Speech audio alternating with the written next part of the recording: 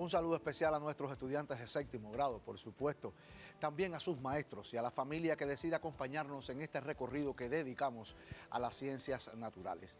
Ya en el encuentro anterior estuvimos haciendo un proceso de autoevaluación y hoy en nuestra clase vamos a responder algunas de las preguntas de ese proceso de autoevaluación y por supuesto también vamos a continuar con los contenidos que vamos a recibir durante este curso escolar.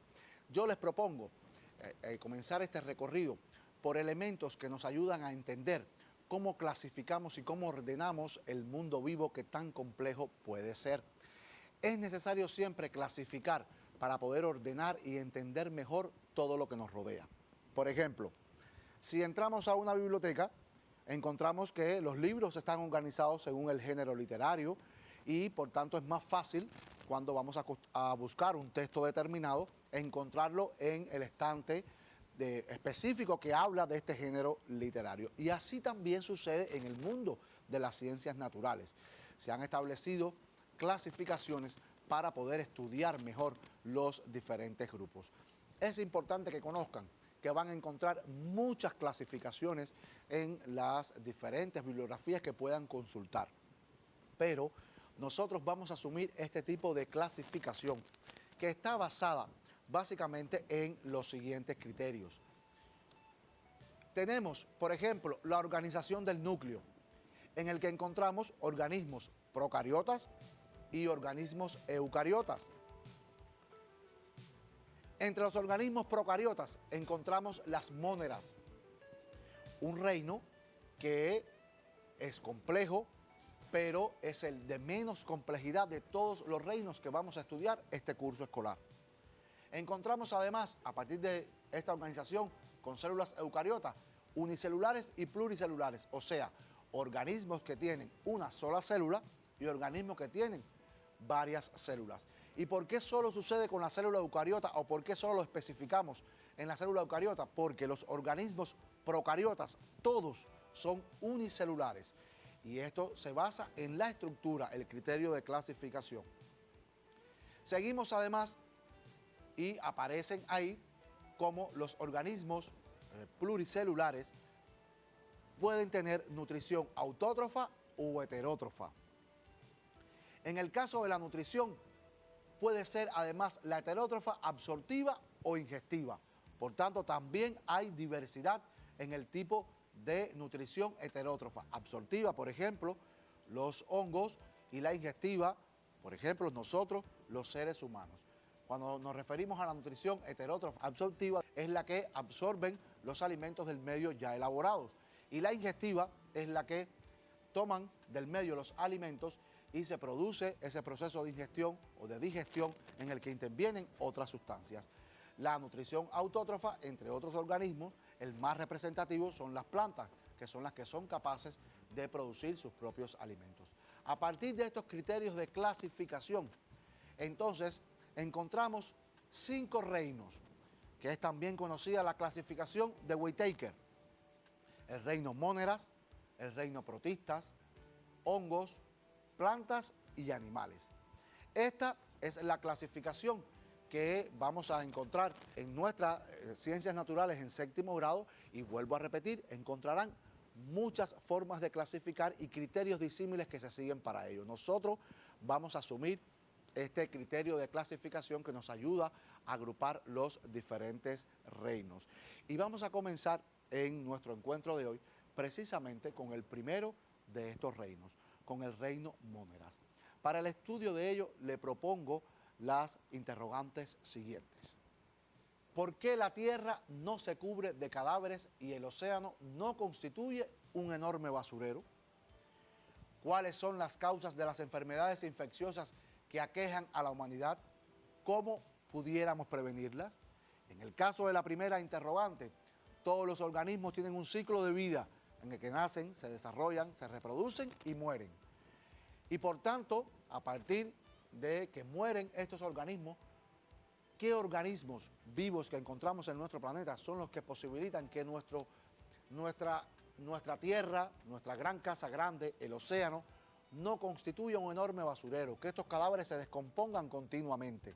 Y así, algunas de las enfermedades de las que padecemos los seres humanos o todos los seres vivos, cómo pudiéramos evitarlas o cómo pudiéramos prevenir desde la acción diaria.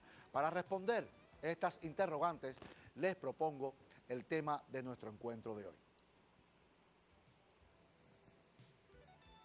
Bacterias, características esenciales, diversidad, medidas para evitar las enfermedades transmitidas por alimentos.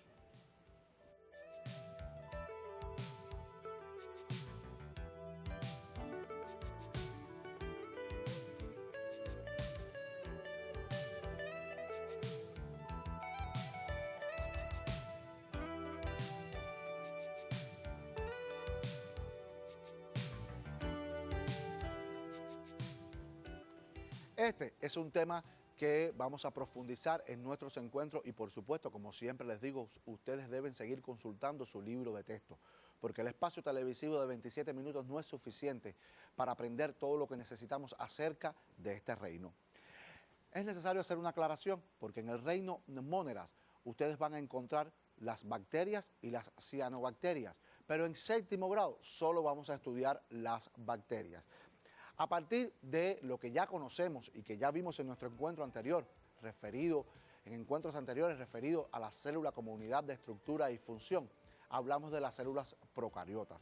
Recordemos a partir de este esquema qué entendemos por célula procariota. Bueno, el reino Monera está compuesto por organismos que su cuerpo lo forman células procariotas. Pero esta célula procariota que la componen, bueno, tienen una región nuclear. Recordemos cuando hablamos de la célula como unidad de estructura y función de todos los organismos vivos. ¿Qué significa que tenga una región nuclear? Es que no encontramos un núcleo definido por una envoltura nuclear, sino que este material nuclear está disperso en el citoplasma de la célula. Y es aquí donde encontramos el material genético que pueden transmitir a la descendencia. Encontramos además el citoplasma, la membrana citoplasmática, la pared celular, el flagelo y los ribosomas. Vamos a explicar cada uno de ellos. En el caso de la membrana citoplasmática, que la encontramos presente en todas las células procariotas y las células eucariotas, es el que permite el transporte de sustancias a través de la célula.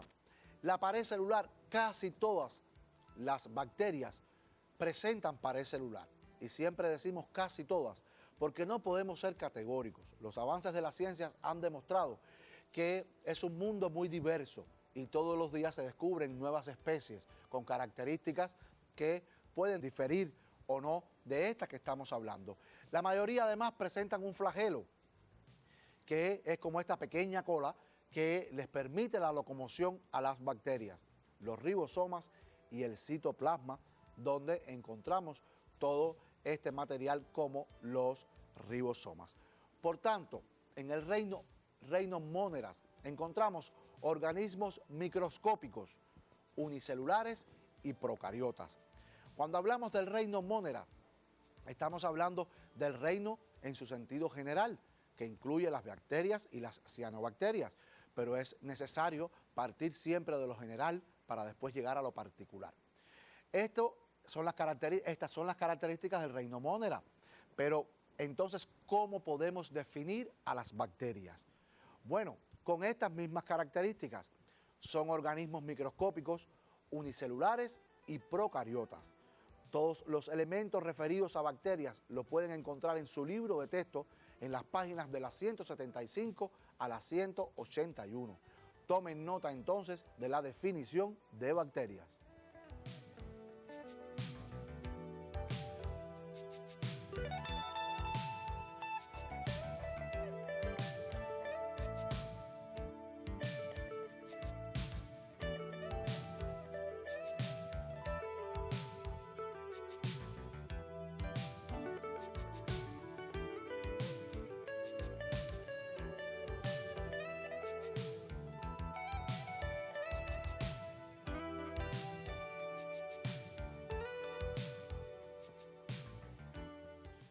Fíjense que aquí hay unas características que son esenciales y que definen a este grupo.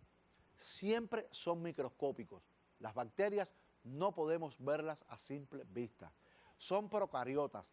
Están compuestas por una sola célula, son unicelulares, y esta célula es procariota, una célula menos compleja que la célula eucariota, como hemos visto en encuentros anteriores, y por tanto estas son las características que definen a las bacterias y hacen de este reino único. Es importante, y les voy a hablar de una curiosidad, y es que deben saber que, por ejemplo, en nuestra piel hay más bacterias que todos los seres humanos que habitan en este planeta. Estamos hablando de más de 7.000 millones de seres humanos habitan en este planeta, y les podemos ratificar que en nuestra piel hay más bacterias que todos los humanos que habitan en este planeta. Por tanto, algunas de ellas son perjudiciales, pero otras son beneficiosas. Como siempre decimos, en la naturaleza nada existe en vano. Todo tiene una relación lógica y algunas de ellas constituyen un importante eslabón para procesos y fenómenos que suceden en la naturaleza. Pero la gran diversidad que presentan las bacterias les propongo observar acá. Encontramos bacterias que conocemos como cocos, como bacilos y como espirales. Estos son solo algunos de los ejemplos que podemos encontrar de las bacterias. Los cocos son las bacterias en formas redondeadas, como pelotas. Y por ejemplo, si estas se presentan solas, aisladas, son los cocos. Pero si se presentaran como ramilletes, estos cocos unidos en forma de ramilletes, como un ramillete de uvas, son los conocidos estafilococos y que producen enfermedades que ustedes conocen.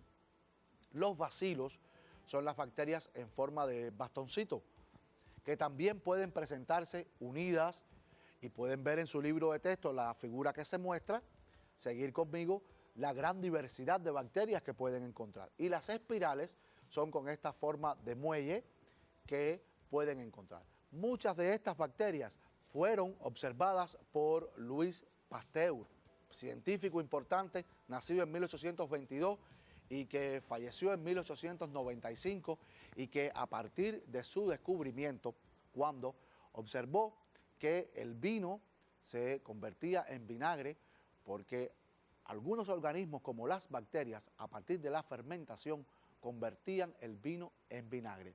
Y esto llevó a la preocupación de este científico, pues le daba la idea de que algunas de estas bacterias podían producir enfermedades que constituían perjudiciales para la salud del hombre.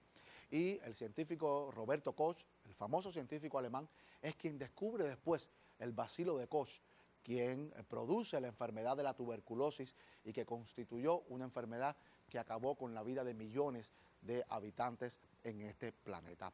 Pero veamos algunas de estas bacterias que podemos encontrar en nuestro planeta. Por ejemplo, Escherichia coli, una bacteria que produce una enfermedad y que tiene forma de bacilo. Así es como se muestra esta bacteria si la observáramos en un microscopio. Lógicamente, esta es una imagen que ha recibido color e intensidad para que ustedes puedan observarla mejor, pero en el laboratorio escolar, cuando nos incorporemos a las actividades diarias, ustedes podrán ver en esas preparaciones fijas que tienen en el laboratorio muchas muestras de bacterias. Aquí tenemos la Neisseria gonorrea, que es la bacteria que produce una de las infecciones de transmisión sexual, conocida popularmente como la gonorrea. Así es como se observa clínicamente en un microscopio esta bacteria. Aquí tenemos la salmonela. Observen detenidamente que en el caso de la salmonela es una bacteria que tiene más de un flagelo. Habitualmente hablamos de un flagelo que permite la locomoción. Por eso decimos que no es categórico, son muy diversas, y la salmonela, que produce efectos muy perjudiciales a la salud, como abundantes diarreas y vómitos que pueden llevar incluso a la deshidratación y la posterior muerte de un ser humano, es así como se ve esta bacteria. Y algunas de las enfermedades que producen y las bacterias que la producen. Aquí están. La bacteria que produce el tétano, el cólera y la tuberculosis. Muchas de estas bacterias han sido motivo de grandes pandemias para la humanidad.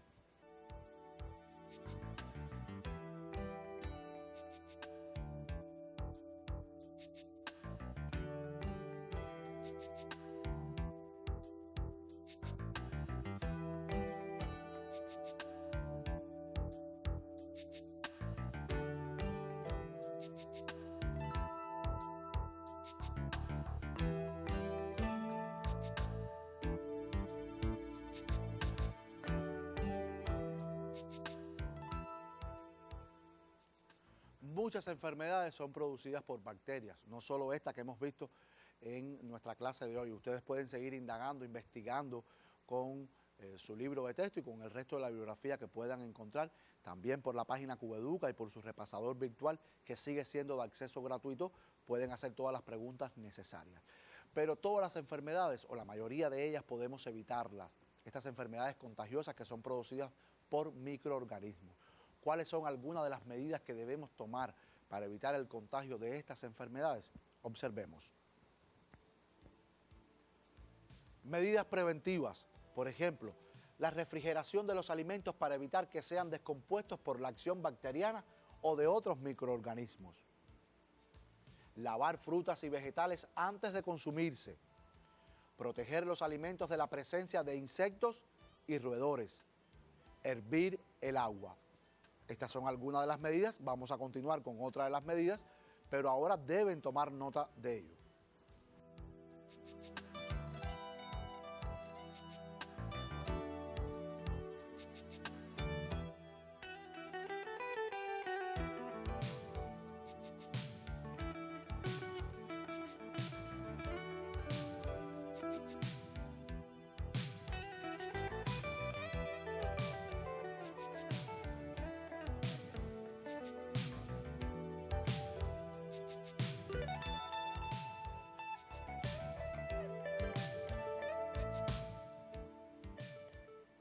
Otra de las medidas puede ser el lavado correcto de las manos antes de ingerir alimentos. Al consumir alimentos enlatados industrialmente, verificar fecha de vencimiento, eso es importante. Muchas veces no tenemos la cultura de revisar cuándo vence este alimento que ha sido producido industrialmente. Y al sufrir una herida, desinfectar inmediatamente la parte dañada. Estas son solo algunas de las medidas que debemos cumplir, pero que pueden evitar y pueden hacer la diferencia de contagiarnos con enfermedades que transmiten estos microorganismos.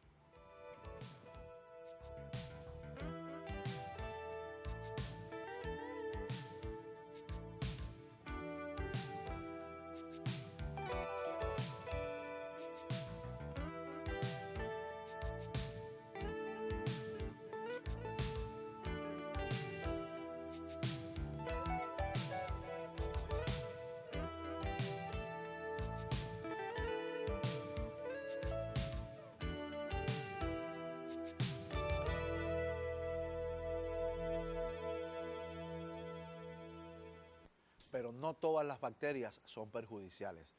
Muchas de ellas, por ejemplo, contribuyen a la descomposición de los cadáveres de la materia orgánica en materia inorgánica y por supuesto esto regresa al suelo, por ejemplo cuando sucede sobre la superficie de la tierra y constituyen además la capa vegetal del suelo y como consecuencia después se pueden reproducir las plantas o tienen un mejor desarrollo estos organismos vivos. Esto es lo que impide que nuestro planeta constituya un gran basurero. Sin las bacterias no sería posible la descomposición de los organismos vivos, que como parte de su ciclo de vida, todos mueren. Y las bacterias son las encargadas de descomponer cada uno de estos organismos. Otro ejemplo de que pueden ser beneficiosas es que en nuestro intestino viven algunas bacterias y sin ellas no sería posible el proceso de digestión correctamente y nos enfermaríamos todo el tiempo. Además, gracias a las bacterias, algunas de ellas, podemos obtener, por ejemplo, el queso, el yogur, el vinagre. Esos son algunos de los ejemplos que nos ilustran que las bacterias también son beneficiosas y que en la naturaleza todo existe en un constante equilibrio. Para seguir desarrollando, profundizando acerca de este tema, les propongo la actividad independiente siguiente. Argumenta los beneficios que aportan las bacterias en la naturaleza y para la industria. Para ello puedes consultar tu libro de texto en las páginas de las 177 a las 179. Por supuesto, como ya les he dicho, pueden también consultar Cubeduca y su repasador virtual. Muchos son los ejemplos que ilustran que las bacterias también constituyen un elemento importante de beneficio para la salud humana y para el equilibrio de la naturaleza.